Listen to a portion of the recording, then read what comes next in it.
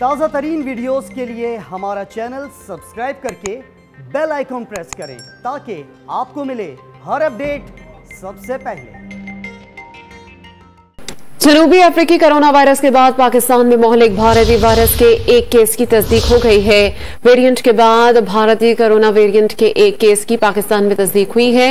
आपको आगाह कर रहे हैं कि जनूबी अफ्रीकी कोरोना वायरस के बाद भारतीय वायरस का एक केस भी पाकिस्तान में रिपोर्ट हुआ है। मजीद तफसीलात जान लेते हैं डॉन न्यूज के नुमाइंदा वजीहा खानैन से। वजीहा, क्या तफसीलात हैं आपके पास?